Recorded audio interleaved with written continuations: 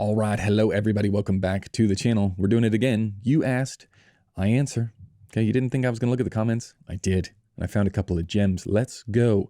Today's question from Carson's channel. Hey, Patrick, I know the same principles apply, but is there any way you could make a couple videos on blending ambient light with flash photography? Mine just never seems to look natural. Thank you, Carson's. The answer is no. I will not be making those videos, but I think I can help.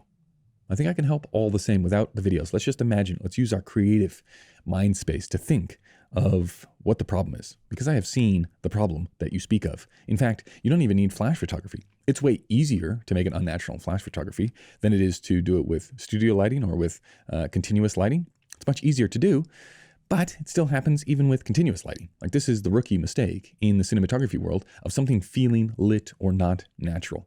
And that happens because there's an imbalance in either the quality of the light or the ratio of the light that you are using, which is the flash, versus the ambient light. I mean, this used to be like a style. I think somebody like, who's a photographer that used the style that I can think of? Maybe like I can't actually think of it now, but it's like, it used to be a thing where you would have a super heavy strobe light, like a flash that would really darken down the background. And you're just like, that feels lit, because it is. Why does your stuff feel lit? Because you have a giant flashlight just off of camera blasting at somebody's face. It's really easy to screw up. Like, you have to, even if you think about the continuous lighting world, there's so many things you have to juggle. If you're just starting out on set and you have to do the lighting, like the manipulation of the lighting while you're talking to your brother or your cousin or your sister or your girlfriend or your boyfriend, whoever is there in front of the camera that has agreed to sit there for a second while you get to take some photos. It's like, there's so many things going through your head that you are occupied with lots and lots of things that you normally wouldn't be. If you were on set with other crew members, you'd be like, everybody just calm down. Let's get the writing light. Let's get the balance right. That is the job of the cinematographer, to make sure that they can be in that headspace of, hey, let's just take a second and wait. If you're doing this by yourself, you got 10,000 other things. You're worried about, the person responsible for the location coming up to you and telling you got to move on. You're trying to do wardrobe at the same time. You're worried about, 10,000 other things. So it's not uncommon to screw up the balance, because the balance is the trickiest bit to get. The balance between the ambient light and the key light, what you are pushing into the frame that is of the max value, affecting the things inside of the image, that's the hardest bit, right? It's not like you're struggling with the easiest bit. That's the hardest bit. So completely normal. I would say what makes it feel unnatural is that the ambient is too low, the key too high. If that's not what's making it feel awkward, well, I can't imagine what else would be. It's like, maybe if it's overcast and you have this blast of hard light, that'll do it too. But even if you have a blast of hard light and overcast, it only looks strange because the ratios are off. Like, you could still make, even if it's hard light, overcast, you can't make it look strange if the ratios are right, because it just sort of blends in. It's all about the blending of ratios. So I'm not going to do a video going outside and doing flash photography. All you have to think is like, is it strange that the person's face would be lit up more than the background in the environment that I'm in? If the answer is yes to that, well, you should do something about it. And it's harder with flash because you can't constantly see it. So now you're like guessing frame by frame. Like, oh, that's too much, lower it. Oh, that's too much, lower it. You just have to keep cycling through until, I would say, my eye would be, I would much rather go under on the flash, go under on the key, and have it feel natural, then go over and have to deal with it later. It's like, you can't come back from over if you are just like a normal colorist who does their own thing. It's not like a full-time professional. It's much harder to come back from an over key, an unbalance, than it is to come back from just flat. Flat we can do something about, and it's pretty easy. You can sort of focus the eye much easier later on in the grading process than you can trying to sort of dissolve that harshness or dissolve the unbalance.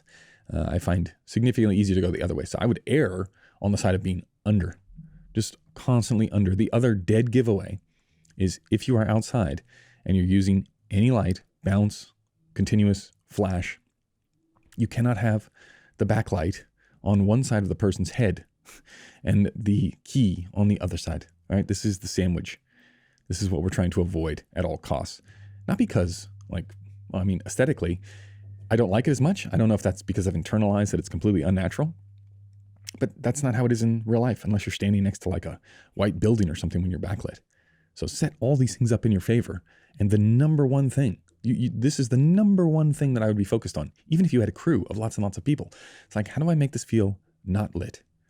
I want this person or this thing or this photo, I want it to feel like we're just happened to be here at the most beautiful time that this location could ever be lit. What would that look like? Would it look like I was smushing light, just punching light in someone's face?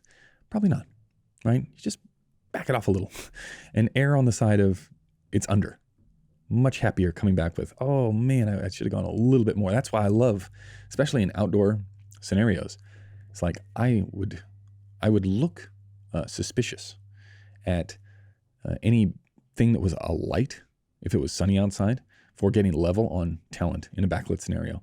Like if somebody started bringing out like wanted to push like an 18K or a M90 through a 12 by outside, you'd be like, why isn't this natural? It's because there's a giant second sun on set smushing at someone.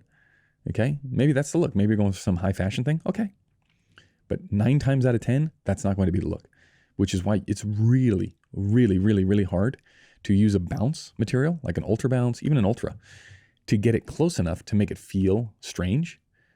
It's in the shot. The bounce is normally in the shot, which is then like a red flag of like, hey, there's something in the shot. Let's pull it back. And as you pull it back, it separates the levels, so it becomes a little bit more natural. It's just much easier not to screw up. I would also say the angle of light. That's another thing. If you overcook the key or if you overcook the flash, you don't want to also have it at the wrong angle. Like if somebody comes in, I've talked about this many times. If sometimes you just want like a little bit of wrap, a little bit of fill from like a 4x piece of poly, right? And you'll be outside somewhere.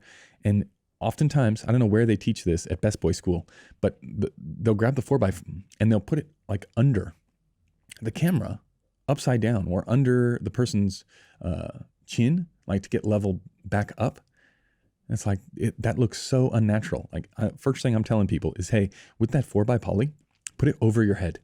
I want it over your head, and it has to be above the person's eyes. If it's below their eyes, no, unless we're doing like some Maybelline commercial, it's got to be from above. Okay, so make sure that you've got the angle right on the flash as well. Does that help? I don't know. I probably could have done a video, made it a lot shorter, but that would require way more work. And I'm not going to do it. Okay, thanks for the question, and we will see you in the next one. Goodbye.